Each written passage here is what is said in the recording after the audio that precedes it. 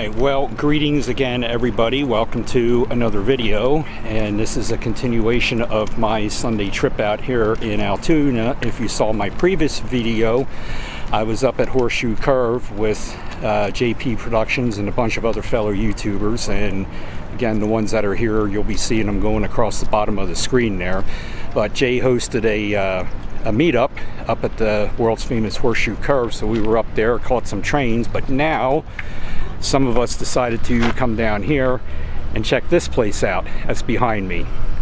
That is the Railroaders Memorial Museum, and this is in downtown Altoona, in the city of Altoona. So this is my first time coming here, but so far it looks like there's plenty of interesting stuff here related to the railroad industry. So we'll wait for everybody else to get here, and then we're going to go inside and check things out. Alright, so we just came in the main entrance here to the museum, and we're going to go over here, and actually I already have my ticket because I purchased it out at Horseshoe Curve, but this is what the lobby looks like. And I was trying to find out what kind of a building this was, if this was part of the Pennsylvania Railroad, if this was a train station, or what this actually was here, so I'm not sure. So if I forget to mention it, it'll be going across at the bottom of the screen there. Alright, so I was just told when I checked in here, this is probably going to take a while to go through. There's 3 floors to this museum, so plus the rail yard outside yet. So this might be a little bit of a video. I don't know if I'll break it up yet into 2 parts or just have one video. I'm not sure yet. See what I all find.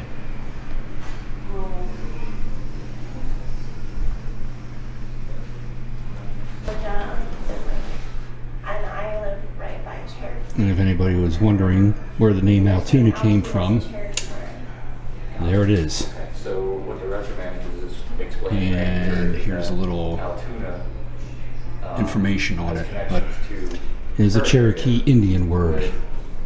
Being a, sorry about that, so to try to keep things moving along. And then this is just a board here explaining having the Allegheny barrier. If you push it, it lights up. There's the Allegheny Mountain, all the rivers in Pennsylvania. And then this is all of the Pennsylvania Railroad at one time. And then there's other stuff like shows you all the coal regions here, and a couple other things. And in the lobby here behind RJ is one of the signals there, and that is an exclusive Pennsylvania Railroad style signal that is only used by the Pennsylvania Railroad. Gentleman hanging out the window, flagging.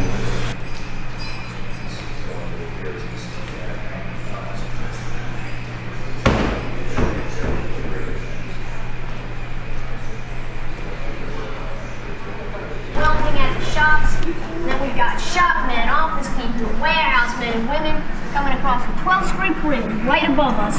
You know, the railroad's got 3 shifts going called tricks. 3 tricks. People working day and night. Guess that's why Lou says, "Until never goes to sleep."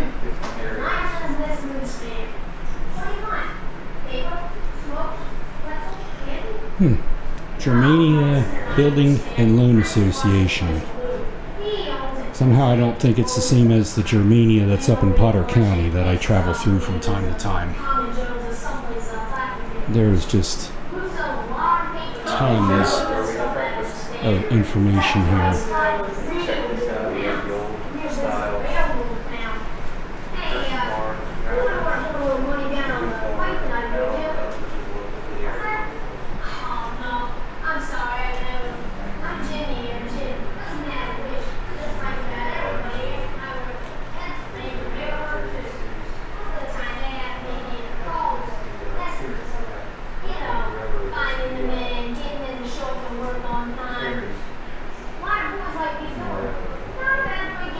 Looks like some old band uniforms there from the Altoona Works Pennsylvania Railroad Band.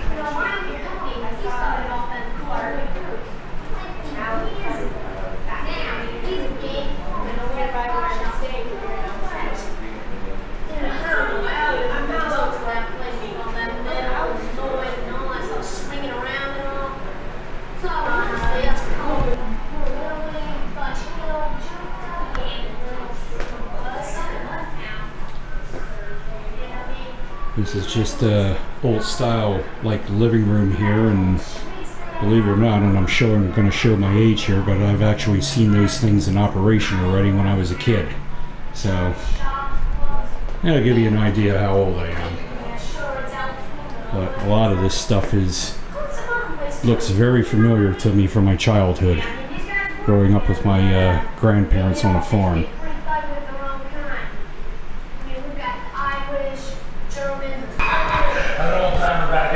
All right, I found my kind of place. I think I'll belly up to the bar here. Let's ask her to stay for a few beers. Hey, you guys know, women don't last in here 10 minutes. Talk's too rough. At least that's what my wife told me. It's just as well. Most of our talk's about work anyway, and then it'll work in the shop. And then this is the walkway here, coming from this area over here where I was at, but this is the walkway looking down into the lobby here.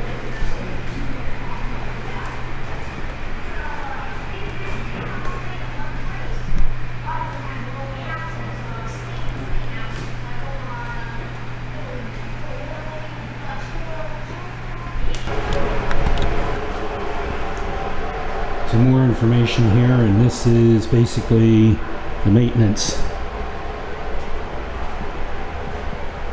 You can see all the tools here that were used back in the day for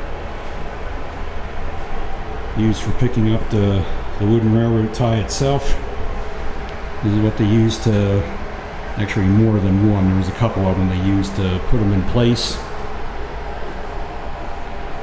And some of the other tools here I'm not familiar with, but I know the one's a measuring device there, because I think a regular gauge is 4 feet 8 inches, if I remember correctly, is the standard railroad gauge. And that's the distance from rail to rail on the inside, I believe. Tighten the bolts up at each section.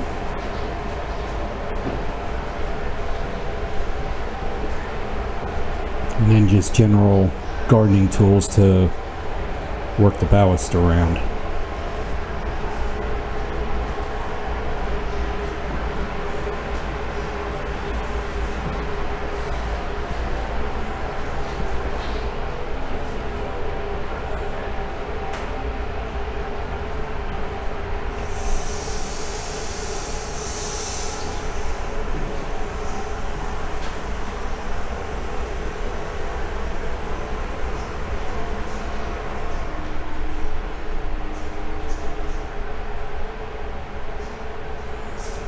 Altoona is the tragedy and loss of train wrecks.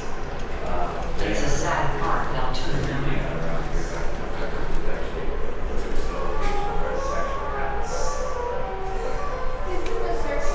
The circus train wreck of 1893 was both sad and strange.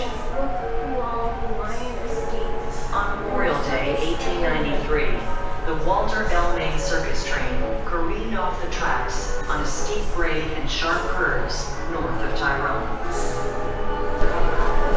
Disaster. A few miles away in Altoona, the hospital cared for the seriously injured wreck victims, and the Altoona shops promptly went to work repairing and rebuilding the wrecked circus train cars. Miraculously, in less than a month, Walter Main's circus was back on the road once again.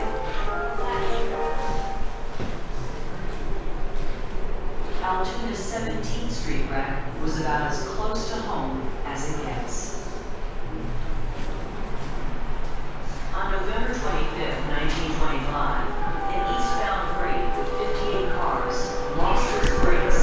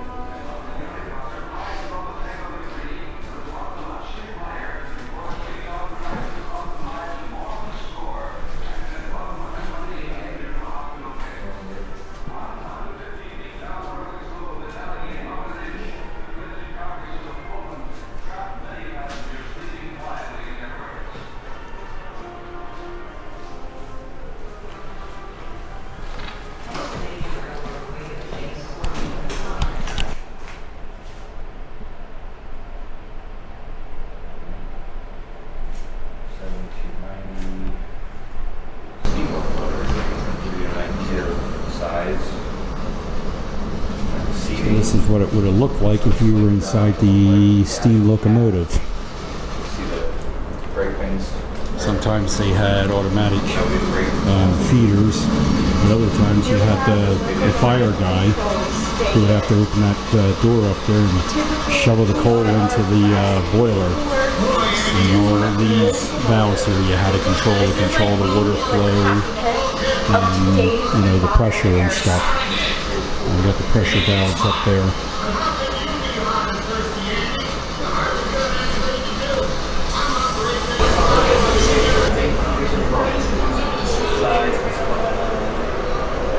French visitor overly solemn. He has such a beautiful affair. It's just a real message. Here's some glasses from the passenger train. Purchased above the crowd is a statue of the man who had died bringing the station to life. Alexander Cassatt, president of the Pennsylvania Railroad, had defied legions of Scotties and gambled millions of dollars to link the nation's biggest railroad to America's greatest city. It was a rare example of private investment. And then this would have been what the controller or signal controller, whatever the technical name for him is, but they would look at that board up there, know where the train is, and see if a certain switch was thrown the right way, or a signal was a certain color for a train to stop or slow down or proceed. Back in the day, they also had the, I call them like flags, but I guess they were arms that came down, and the position they were in meant a certain thing for the train.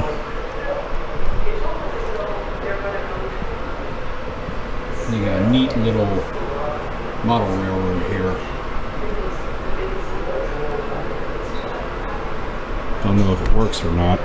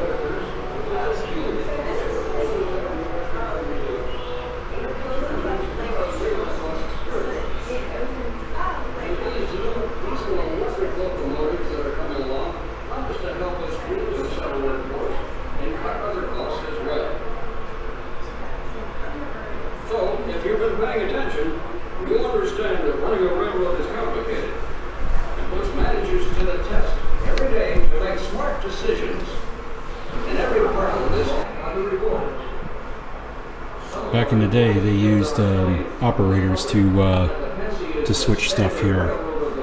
They would pull this thing out, put it in one of these holes down here, and then they had certain switches here that they had to throw and would light up and whatnot.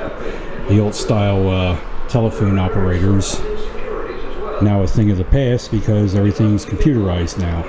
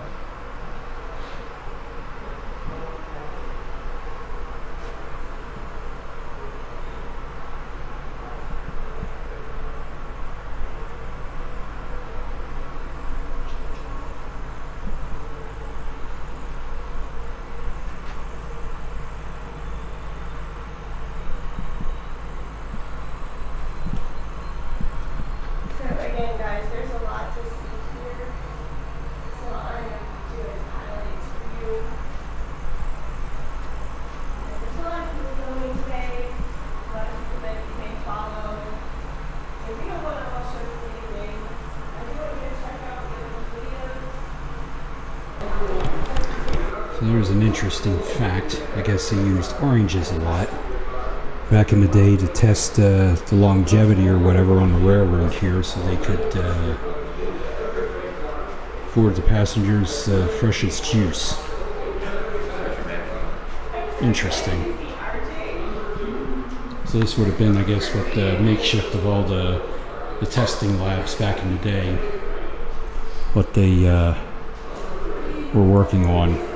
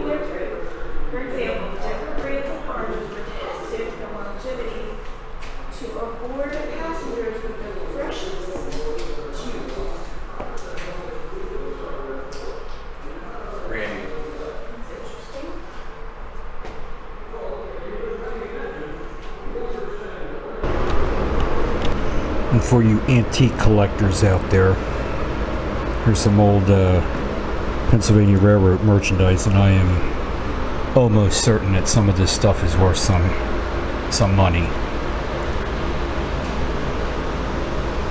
Never realized they had all this plates and glasses and whatnot, even gravy dishes.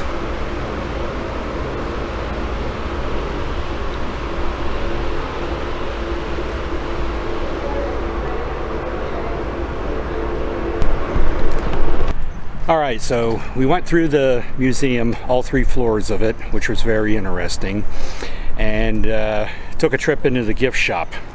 Yeah, that was a bad idea for me, so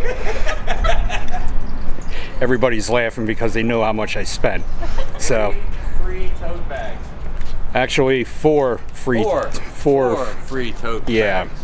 So, but that tie you got was cool. I got one. That railroad tie. Yeah, the tie's cool. So anyway, we're out here in the railroad yard itself now. So out here outside of the museum, they have a bunch of rail cars on display here, some coal cars. I think this is actually a speeder or a maintenance vehicle, one of the two, maybe both. Some cars over there. This car over here that looks like a stage of some sort, and then some other things over there. So we're gonna walk around here and check some of this stuff out up close. Alright, so I'm walking out to this huge whatever this is, and I'm sure this is something that they would haul heavy equipment in, but this thing is just humongous. I mean, it's got like 1, 2, 4, 8, 12, 16 axles on it. That is just incredible. And there you see the, if I zoom in there you can see the weight, or I guess the weight it can handle.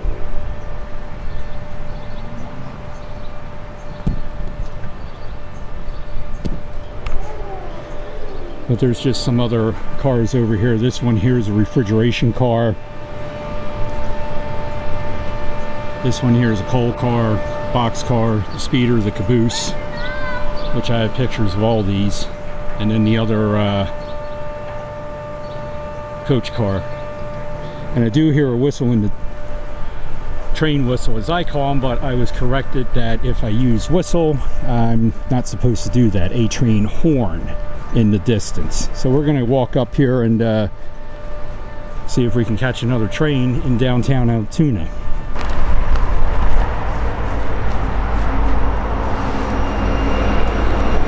Wow. Maintenance train, guys.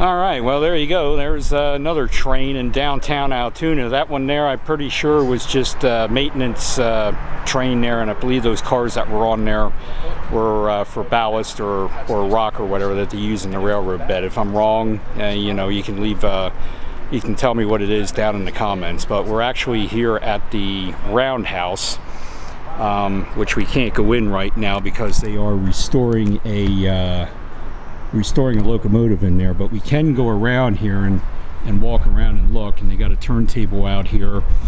But there is some neat old pieces of equipment on the other side of this rail car here, and I think this might have actually been a postal car, maybe, just from the looks of it. I'm not quite sure. Like I said, I don't know everything there is about railroads. Nick from Nick's Crossing, he knows a lot more. RJ knows a lot more than what I do. So some of these rails here are actually active. This one here is active, and they use the turntable here to move the cars around. But some of the ones that are here, obviously the rails are covered up and they're no longer in use. But there's some old cars here. There's an old Norfolk Southern car, some other looks like coal cars there. But that thing over there, we're going to explore a little bit. That is an old electric engine from the Pennsylvania Railroad, and I don't know the exact term for it. And I'm sure when Nick comes around here, he'll know exactly what it is. But we're going to walk over there and check that out. That looks like an old style coal car, and possibly an old style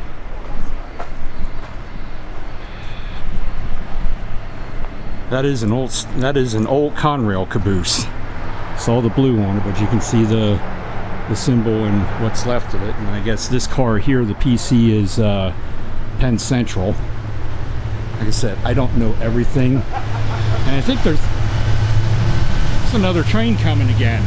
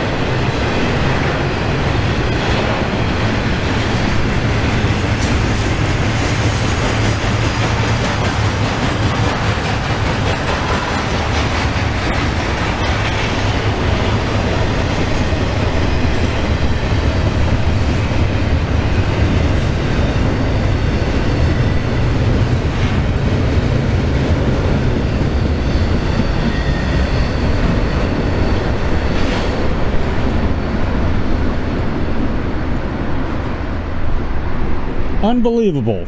Caught another train. Definitely got my fill of filming trains today out here in Altoona. First time doing it, so we'll see how my editing is with trying to piece everything together. But we're going to walk on the other side of this rail car here and check this engine out. Nick, what is this again? This engine here? This guy? GG1. It's a GG1 all-electric engine built by GE in the 1930s, I believe. It's pretty much up to, I guess they ran these up to the 80s or so, even through Amtrak. They had a couple of them running still, and then Jersey Central or Jersey Transit. Very popular locomotive. It's actually Pennsylvania's second state locomotive behind the K4 or in front of the K4 locomotive. But this one is in, I believe it's a Tuscan color, and if you see them in green, they're called Brunswick green. Then there's a third color, which is black, which is Old Rivets or Mr. Rivets, as I've been told. So, or Blackjack. There's a couple of them, but usually this color, red, and then the green. So, but this was one of the fastest locomotives ever built at the time. They would clock them over 100 easily. They'd just fly. They handled really well because the trucks, a little bumpy, but they handled really well. Then they have two cabs, and these are fully electrics. There's no diesel, but on the front here, I can walk you up here just to go a little bit for you. So up here, this is all rusted through. This is for steam. These locomotives have a steam generator in them on the inside to put steam through the cars, and that car, I don't know if it has one on it, but passenger cars still required radiator heat back in the day. So these would generate heat for those cars and amenities. So these would have water tanks in them. They'd have a fuel cell in them to heat the water. Also for, I think these also had radiator heat. These were disbanded because of PCBs, which are considered a carcinogen. Yep, I was going to say the carcinogens. And they can't get rid of them for some reason. I hope to see one of these running again, but this one's really, really worse. I mean, yeah, that's in bad shape. She's rough. Hopefully they can fix it up. Yeah, that's, according to them, that's on their list. But how many axles are on this thing here? A lot. Yeah, that's almost as many as that flat car that's sitting down there, because I'm counting 1, 2, 3, 4, 5, 6, 7, 8, 9, 10, like 11 axles on it or something like that. See, it's got the roller bearings. So this one was used pretty late in the late period because of the roller bearings. Hot boxes, which are like on the car, actually this one has roller bearings. Hot boxes were disbanded because of fires. But if you look underneath, it's an empty shell. It's pretty cool. Like, yeah, if you look underneath, it's literally just a shell with some air tanks. Oh. So it's... Hopefully this shows up. It's just kind of like a cowl on here. Really interesting. That's all I know of these engines. You know a lot more than what I know with them. They're pretty cool. And they were designed by a famous artist to get that streamlined look back in the 30s. In here, you see what is inside here. Get a closer look of it as we video bomb.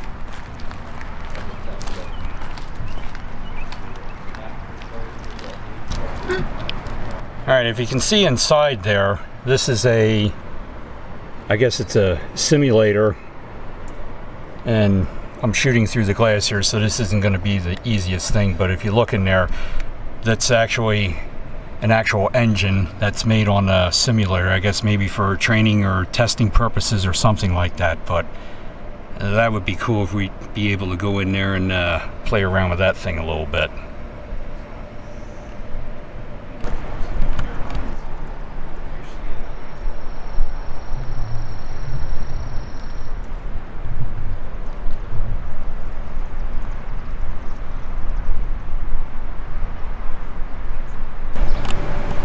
While I'm here, we're going to take a walk in this caboose here and check things out. See you, take care. Bye, Haley. Nice to meet you. Alright, So we're gonna walk through here quick, and you can see what the inside of a caboose look like. Guys could sit up there and look out the windows. I'm sure there was a specific purpose for that. They got all kinds of stuff down here. Guess this was like their, maybe their kitchen area. They did have a stove in here for heat and whatever else.